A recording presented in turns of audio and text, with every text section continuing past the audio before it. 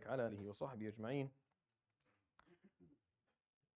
Always remember to keep your brothers and sisters in dua in general. In Salat al-Isha, when we make dua, it's called dua al-nawazil, and there's an issue. There's certain fiqh restrictions in terms of doing it, and not all of the madhahab, by the way, kind of do this for sure. And even those who do, there's restrictions of how often and when you stop and when you do it. So we will follow that. It doesn't mean that you stop making dua for them. It doesn't mean that you can't continue to advocate for them. We just kind of have to follow the appropriate rulings when it comes to these things in fard. يروي الإمام ابن إسحاق في سيرته تصريحا بسند حسن عن أنس بن مالك رضي الله عنه قال. The hadith tonight, it's not really a hadith, meaning it's not something the Prophet ﷺ said. It's something that happened right after he passed away, عليه الصلاة والسلام. And it's a known story. And it's in the theme of anti-corruption or incorruptibility or Istiqamah in general. I wanted to kind of quote these words because I think they're valuable. And Ibn Ishaq is someone who his narrations in general aren't always accepted from, because of the fact that he used to perform tadlis amongst other issues. He's a known historian and he's one of the most important scholars of seerah. His book, along with Sirte ibn Hisham and al-Waqidi, are the important books that we go back to kind of confirm the Prophet ﷺ's life the timings and the incidents. But in this hadith, صرح, meaning he actually pointed out that he heard, and most scholars are, at least there's a fair amount of them, when Ibn Ishaq does tasrih, they accept his narration, at least with a reasonable chain of narration, which is the one that I'm going to narrate for you tonight. And it's narrated by Anas ibn Malik رضي الله عنه. قال لما كان يوم السقيفة بويع أبو بكر فلما كان الغد جلس أبو بكر على المنبر وقام عمر.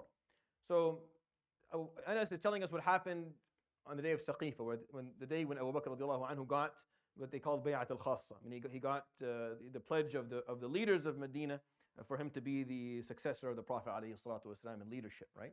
So the Yom al-Saqifa, after that, the next day, Abu Bakr called all the people of Medina, and he got on the minbar radiallahu anhu.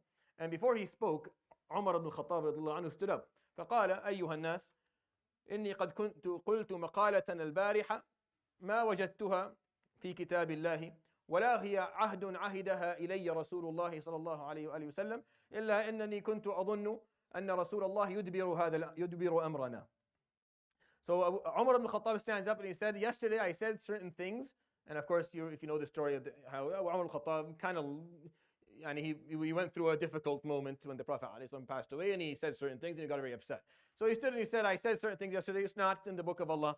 The Prophet did not tell me that he was going to come back. I never came to terms with the fact that he was going to pass away. I thought, I mean, he'll be the last of us, meaning we'll all die before he would. And he would be the last Muslim. Obviously, that wasn't be the case. It's just how he had looked at it. It's just like he was in denial of the Prophet ﷺ ever leaving. He loved him that much. Anyways.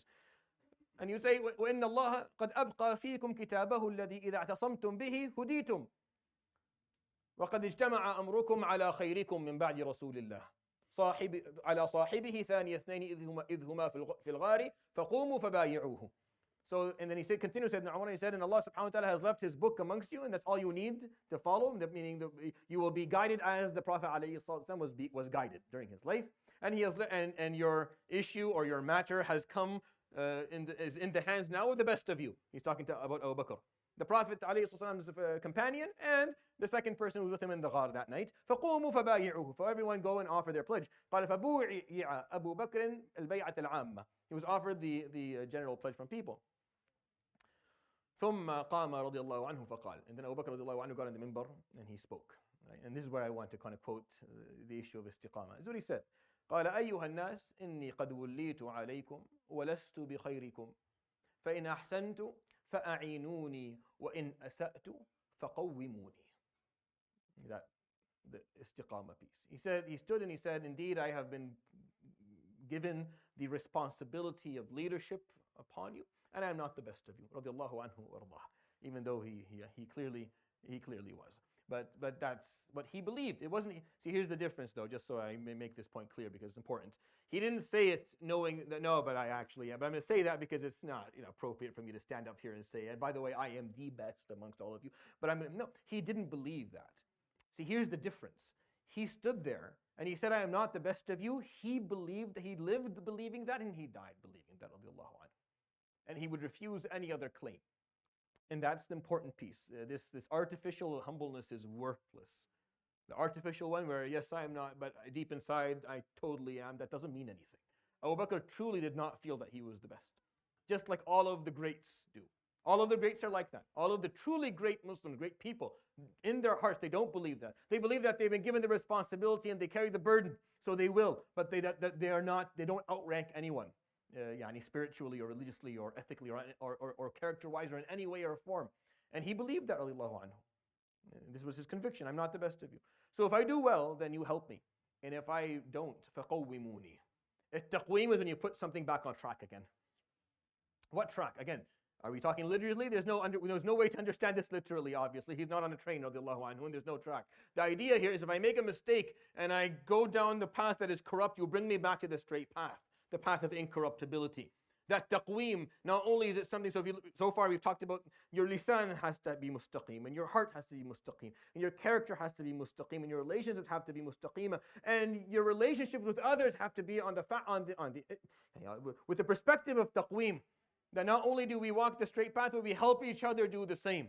And his mentality, radiallahu anhu, walking into this istikhlaf was that not only was he going to try to be incorruptible and to walk the straight path, that he needed people to do that to help him with it when he made a mistake. And that is the definition of anti-corruption, where the leader says, look, if I do well, then listen to me, and if I don't, then you need to help me. You need to put me, because that's how you serve me. That's how you stand by me. That's how you support me. You make sure that I don't lose track of what is important. أَلَا إِنَّ الصِّدْقَ أَمَانَةٌ وَالْكَذِبَ خِيَانَةٌ. He would say, indeed, being honest is something you've been entrusted with. And lying is an act of betrayal. So don't lie to me about it. أَلَا إِنَّ الضَّعِيفَ مِنْكُمْ قَوِيٌّ عِنْدِي حَتَّى أُصْلِحَ عِلَّتَهُ وَالْقَوِيَّ فِيكُمْ ضَعِيفٌ عِنْدِي حَتَّى آخُذَ الْحَقَّ مِنْهُ. Indeed, the weak amongst you will be strong when they stand by me until I bring back their taken right. And the strong amongst you will be weak in my presence until I take the right from them. And then they go back to being strong again. That's what he said. It's actually very, very meaningful. It's a long khutbah. I'm not going to recite the whole thing to you. But the meaning there is, أطيعوني ما أطعت الله ورسوله فإن عصيتهما فلا طاعة لي عليكم قوموا إلى صلاتكم يرحمكم الله. You continue, you follow me, you listen to me as long as I follow the way of Allah and His Prophet. And the moment I don't follow the way of Allah and His Prophet and I disobey, then you have no reason to listen to me. You disobey me. You follow me as long as I walk the straight path. The moment I lose my istiqamah, you owe me nothing. You owe me. This was what Islam's political system was based on. Where we are now, obviously, is a completely different. But that's what it was based on. It was based on this mentality. You are put in a position of leadership, and you are entrusted to be mustaqim, to walk that straight path and to serve people. And if you did not, then you would be replaced, and people would not listen to you, because that's how the system worked. And now, of course, it's a very different world that we live in. I don't even know how to draw parallels, or if drawing parallels is of any benefit at all to begin with. But I think don't forget the roots, because the roots matter. Don't forget what this was based on, because it's beautiful. It's very meaningful. These words were said by a leader 1,400 years ago. A leader, a khalifa, someone who was not only going to rule.